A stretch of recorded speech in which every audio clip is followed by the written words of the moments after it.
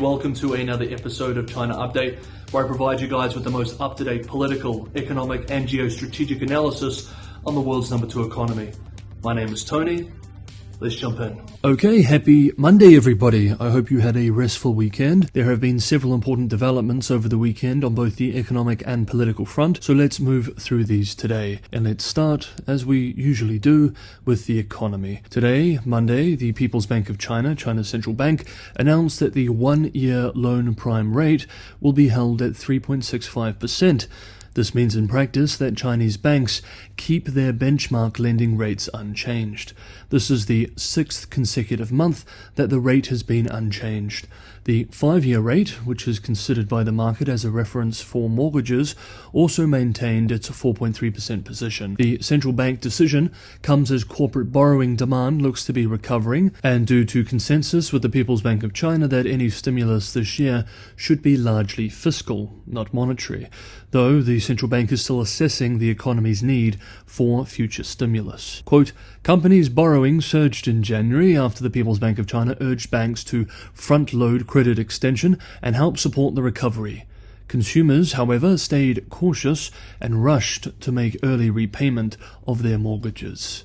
End quote. Next up for the economy over the weekend, in a move expected to give markets more freedom, relatively speaking, to set the value of companies seeking to raise funds, Beijing officially expanded a registration-based IPO system to China's 2 biggest stock boards in Shanghai and Shenzhen. The main boards of the Shanghai and Shenzhen stock exchanges are mostly for large-cap and blue-chip companies. The China Securities Regulatory Commission said in a statement that the new system should, quote, simplify listing requirements, ensure strict information disclosure, be effective in preventing risks, and set out different requirements for IPOs on different boards. End quote. Analysts with Chinese financial media outlet Caixin write today that the move completes the rollout of the mechanism to all stock boards on the Chinese mainland and puts to end the approval-based system, quote, under which the CSRC would vet every application in a process that could take months or even years, end quote.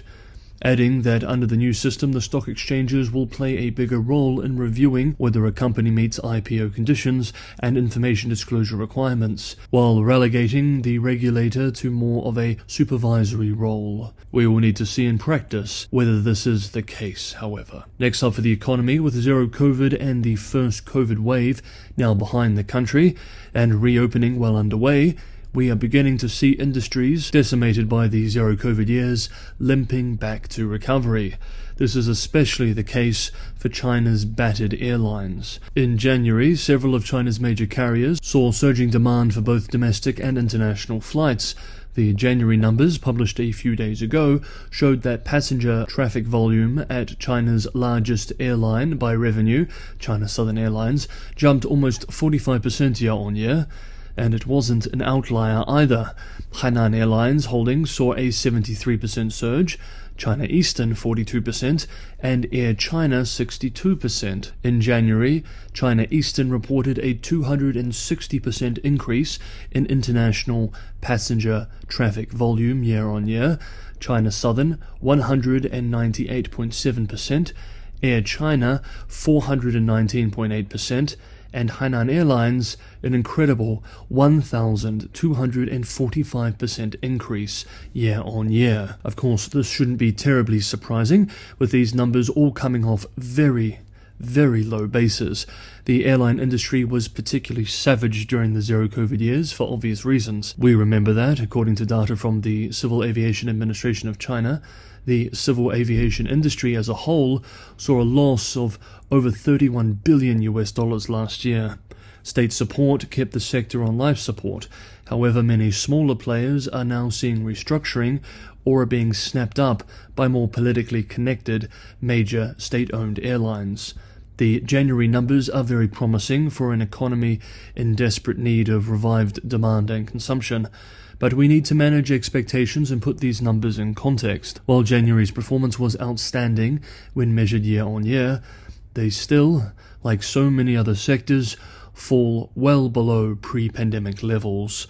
Chinese financial media outlet Yicai observes, for example, that while Air China saw a 373% year-on-year surge in passengers in January, it is still only 5% of its 2019 January numbers. So there is a long road to recovery for the industry, but some analysts are optimistic. Quote, "We are optimistic about the recovery and the revenue levels of airlines and believe the profit cycle for civil aviation is at a turning point. The travel surge over the Spring Festival holiday has helped the recovery in airlines operations, and while February will be a month of low demand, business and leisure travel is recovering and the environment for the industry will continue to improve." End quote. We will need to see. Next up, sparks fly over the weekend between US Secretary of State Antony Blinken and China's top diplomat Wang Yi.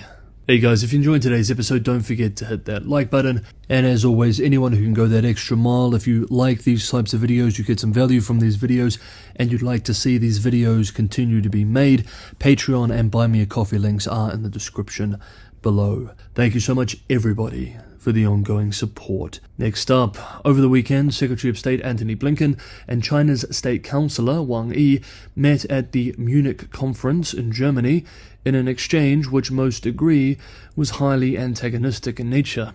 Some commentators argue that the exchange represented an opportunity for healthy vetting so that both sides can move forward with urgent work. Quote, "A meeting is always better than nothing. Both sides appeared to be tough. They both have domestic audiences to cater to." End quote.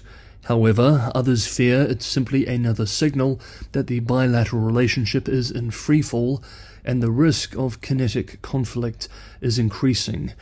With the backdrop of the worst bilateral relations in decades generally, and the recent balloon incident specifically, the meeting was always going to be cold, as the two sides discussed major points of contention in the relationship, from Russia to Taiwan. Blinken had originally planned on visiting Beijing earlier this month, the first Secretary of State to do so since Mike Pompeo during the Trump administration, but ended up cancelling the trip due to the balloon fallout.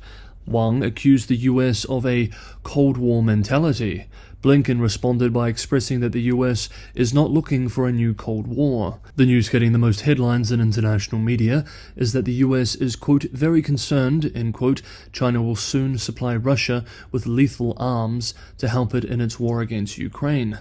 During their meeting, Blinken warned that any material support for Russia's military would have, quote, "serious consequences," end quote, for US-China relations. Quote, "I made clear that would have serious consequences in our relationship as well, something that President Biden has shared directly with President Xi on several occasions," end quote. After the meeting, the PRC Foreign Ministry issued a statement expressing that China would never accept the US dictating the terms of its relations with Moscow. Of course, if Beijing did go forward with this sort of support, it would be a dangerous escalation in already historically poor China-US relations.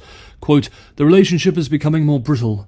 If China mirrors to Russia the assistance the West is providing Ukraine, it will cement the Russo-Chinese alliance and also Western perceptions of China as a malevolent international force," end quote. Regarding the recent balloon incident before the meeting, in a speech, Wang Yi called the US decision to shoot it down, quote, "incomprehensible and almost hysterical," end quote.